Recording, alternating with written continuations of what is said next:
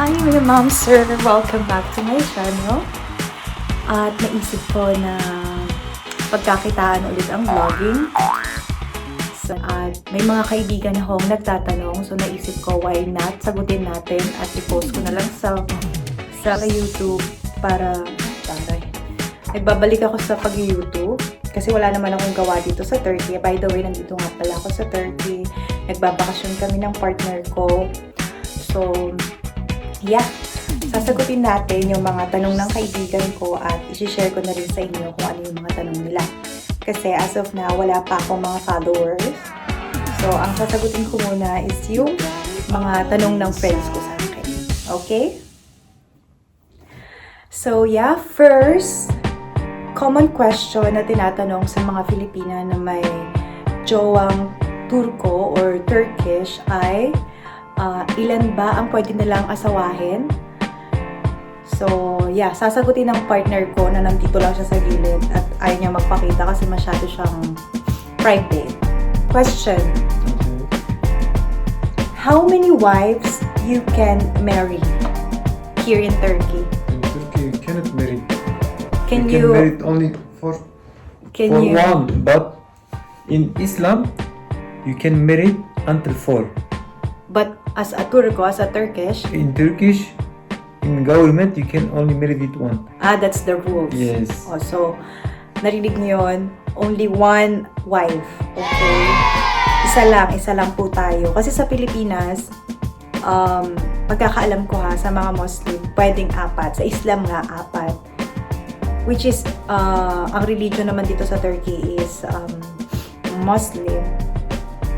So, I don't know, Muslim sila pero dito ang rules nila, kahit Muslim sila, ang pwede lang nilang asawahin ay isa. Right?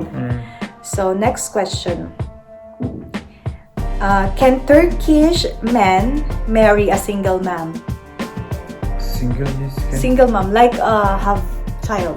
Yeah, they do this. But in tradition, In tradition, no one want. have problem. Yeah, Right? have problem because maybe The culture. maybe her ex-husband can make problem. Have some problem, maybe child make problem. Yeah. Pero kung mahal mo, but if you love someone, fight Yeah. for it, right? Yeah, in fact. Yun nga lang, sa family of the man, sa pamilya ng lalaki, lalo na't medyo cultured sila dito.